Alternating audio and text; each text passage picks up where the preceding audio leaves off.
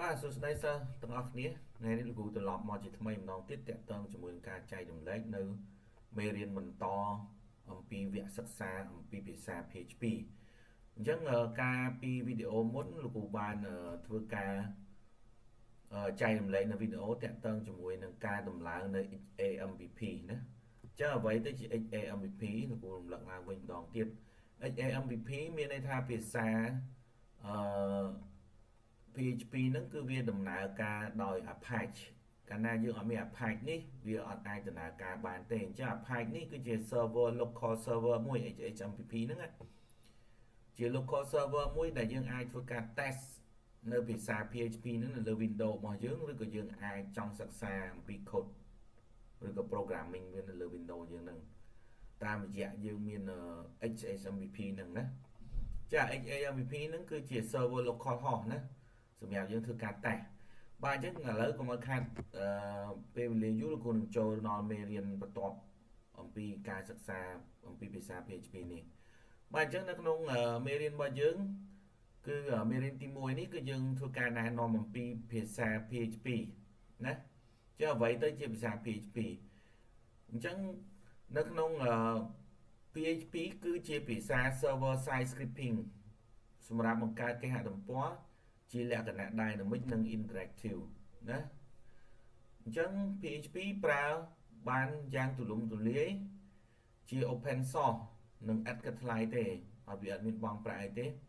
ហើយបច្ចុប្បន្នចំនួនថ្មីរបស់វានឹងគឺ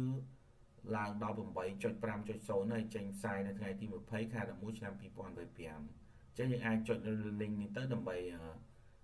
មើលបន្ថែមនៅឬក៏រៀនបន្ថែមអំពីភាសា PHP នឹងបាទបន្តមកទៀតអ្វីទៅជាភាសា PHP អញ្ចឹង PHP គឺជា algorithm សម្រាប់បាទនេះ PHP ហ្នឹងគឺ Hypertext Preprocessor នឹងពាក្យវាបាទអញ្ចឹង PHP បានប្រើប្រាស់យ៉ាងទូលំទូលាយជា open source និងឥតគិតថ្លៃនិងជាភាសា server side គេហៅថា server side scripting បាទ PHP ជា script ដែលអាច execute នៅលើ server បានណា PHP គឺអាច download ដោយឥតគិតថ្លៃអ្វីទៅជាភាសា PHP បាទ PHP គឺជាភាសាពេញនិយមដ៏អស្ចារ្យមួយដែលជាទូទៅសម្រាប់ web design ឬក៏ web programming អីហ្នឹងគឺភាគច្រើនគឺវាគេហៅថា useful ហើយប្រើពេញនិយមឬក៏ powerful ហ្នឹងណាប្រើជាទូទៅហ្មងឲ្យពេញនិយមណាស់អា PHP ហ្នឹងដោយសារតម្លៃ server វាលើ hosting វាធូរថោកជាងវា run ដូចណា server ហ្នឹង Apache វាចឹងតម្លៃវាធូរជាង PHP មានអនុភាពគ្រប់គ្រាន់ដើម្បីក្លាយជាស្នូលនៃប្រព័ន្ធ block ដ៏ធំបំផុតនៅលើពិភពលោកឬគេនៅលើគេហទំព័រ PHP មានថាមពលគ្រប់គ្រាន់ដំណើរការដើម្បីដំណើរការបណ្ដាញសង្គមធំ PHP វាងាយស្រួលគ្រប់គ្រងបាទវាងាយស្រួលគ្រប់គ្រាន់សម្រាប់អ្នកចាប់ផ្ដើមរៀនភាសា server side scripting ដំបូងបាទអញ្ចឹង PHP មាន file វាមានលក្ខណៈ extension វា .php ណាអញ្ចឹងវាអត់ច្រឡំគេទេដូច Word អញ្ចឹង .word អីចឹងទៅ .txt អីចឹងណាអានឹងជា extension file បញ្ជាក់អំពីអត្តសញ្ញាណរបស់ file ឬក៏លក្ខណៈរបស់ file PHP វាអាចផ្ទុក text HTML CSS JavaScript និង code PHP អញ្ចឹង PHP code ត្រូវបាន execute នៅលើ server និងលទ្ធផលមកវិញនឹងអាឡែនេះមានន័យថានឹងបង្ហាញលទ្ធផលមកវិញនៅលើ browser ដូចជា HTML ដែរអាហ្នឹងមានន័យថាវា execute អា programming វាហ្នឹងនៅលើ server ហើយបានវា display output មកវិញជាលទ្ធផលហ្នឹងនៅលើ browser អញ្ចឹងនេះបាទនេះដូចចេះណាអញ្ចឹងយើងអាចសាកបង local host យើងនេះដល់ថ្ងៃមុនលោកគ្រូថែនេះអូខេអាហ្នឹងហើយវា run នៅលើ HAMPP នេះអញ្ចឹងបើសិនជាយើងអត់ install AMPP នេះទេលោកគ្រូ stop service Apache នេះអញ្ចឹងវាឡើងដើរហើយណា local host នេះឡើងដើរហើយណាតើលោកគ្រូ start វាវិញវានឹងដើរធម្មតាណា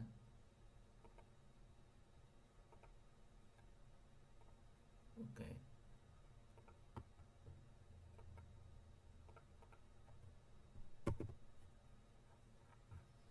ok អញ្ចឹង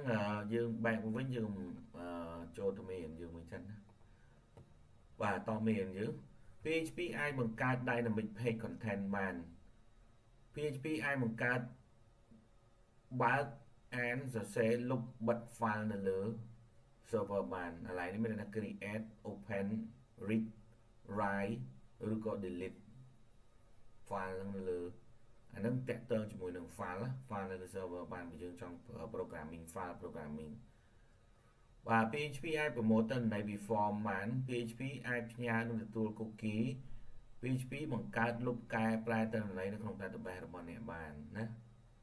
PHP អាចប្រើពិនិត្យ user access បាន PHP អាច encrypt data បានបាទអញ្ចឹងការតម្លើងXAMPP នៅក្នុងវីដេអូមុនចឹងអ្នកនរគ្នាអាចចូលមើលវីដេអូរបស់លោកគ្រូតាម link នេះបានណាឬក៏ចូល channel នៅក្នុង YouTube ទៅ YouTube channel គឺយើងចូលមិញបាទអញ្ចឹងអ្នកនរគ្នាចូល YouTube channel នេះ channel របស់យើង YouTube channel ឲ្យមើលបាទណាគឺលោកគ្រូ online master IT course អូខេត្រឡប់ចូលមេរៀនយើងវិញបាទអញ្ចឹងតើអ្វីទៅជា XAMPP AMPP គឺជា PHP development environment ដែលពេញនិយមមួយនៅលើសកលលោកវាមានលក្ខណៈជា package open source ងាយស្រួលប្រើនិងដំឡើងនៅលើ Windows ជាមួយនឹង Apache distribution មានដូចជា MySQL PHP និងភាសា Perl បាទការសិក្សាភាសា PHP ចាំបាច់ត្រូវមាន Apache server ដែលទទួលស្គាល់ភាសា PHP នៅលើ browser តាមរយៈ local host នេះឃើញទេដូចយើងរានមិញអញ្ចឹងណាបាទនេះរបៀបដំឡើងសូមចូលភ្ជាប់បាទដំណប់ភ្ជាប់នេះឲ្យមើលវីដេអូនេះទៅនេះវាបើកវាយើងអាចចូលបើកទៅណាអានឹងមានមេរៀនដែលគ្រូធ្វើវីដេអូវគ្គមុនហ្នឹងជឿទាំងអស់គ្នាអាចធ្វើការមើលមេរៀនហ្នឹងទៅណាអូខេអញ្ចឹងនេះគឺជា control panel របស់ XAMPP នេះគឺ control panel របស់វាអញ្ចឹងដើម្បី run local host បានអ្នកទាំងអស់គ្នាត្រូវតែ start Apache នេះណាឲ្យវា start ព្រោះពេលដែលយើងបើក Windows មកគឺវាបិទហើយវា close អញ្ចឹងវាអត់ auto ទេបាទអញ្ចឹងយើងចូលអំពី simple code PHP ណាអញ្ចឹងដើម្បីអាចសរសេរ code PHP បានអ្នកនរគ្នាអាចប្រើ Microsoft Visual Studio ក៏បានឬក៏ប្រើកម្មវិធី Notepad++ នេះក៏បានណាអ្នកនរគ្នាអាចប្រើបានដូចគ្នាណាអូខេអញ្ចឹងយើងអាច new មកអញ្ចឹងអ្វីដែលយើងសរសេរ write script នៅក្នុង PHP របស់យើងទី1គឺអ្នកទាំងអស់គ្នាអាចសរសេរដោយធ្វើការនេះគឺសញ្ញាបើកបិទរបស់ភាសា PHP អញ្ចឹងវាស្គាល់គឺដោយសារសញ្ញានេះណាកាលណាយើងអត់ open PHP និង close PHP ទេគឺវាអត់ស្គាល់ statement ឬក៏ programming PHP ឬក៏ code ឬក៏ PHP script អីទេណា scripting ហ្នឹងអត់ស្គាល់ទេណាអញ្ចឹងអ្នកនរគ្នាត្រូវពេលដែល statement មួយត្រូវបញ្ចប់វាដោយបាទដោយប្រើ semicolon ណាអញ្ចឹងនៅក្នុងការសរសេរវានេះយើងអាច run ចេះមកណាអូខេអញ្ចឹងយើងសរសេរមកអញ្ចឹងអ្នកនរគ្នាមិញចាប់ដើមទៅអីនេះសញ្ញានេះចាំណា PHP គឺចាំបាច់បំផុតគឺសញ្ញានេះ open PHP និង close PHP អញ្ចឹងអ្នកនរគ្នាចូលសរសេរនៅក្នុង Notepad++ មកបាទ PHP អូខេអញ្ចឹងអ្នកនរប្រើញ៉ាសួរឲ្យបិទទៅវិញណាអាហ្នឹងសំខាន់ណាស់កន្លែងហ្នឹងកាលណាអ្នកនរគ្នាអត់សរសេរអាហ្នឹងទេគឺវាអត់ស្គាល់ scripting របស់វាទេណាកន្លែងហ្នឹងអញ្ចឹងគ្រូសេ statement មួយដាក់ថា echo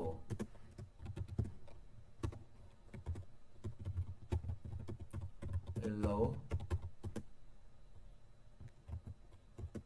PHP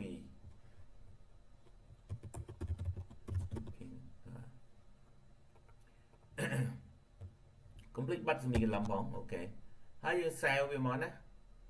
save វាមកយើងយកវាទៅដាក់នៅណានេះយើងយកទៅដាក់នៅក្នុង XAMPP នៅ drive C នេះដែលយើង install នេះ AMPP ហើយ htdoc នេះ htdoc ណា htdoc នេះហើយគ្រូអាចបង្កើត folder មួយទៅដើម្បីយើងអាចនេះ simple code នេះចឹងមកណាយើងដាក់មកដាក់ hello PHP នេះឬក៏យើងរើស extension តែម្ដងអានេះមានណាវា support extension ហ្មងអញ្ចឹង extension PHP មករើសមកណា ai rồi extension mong vì bài đặt tôi của mà nè để extension về cái PHP Hypertext Processor Preprocessor file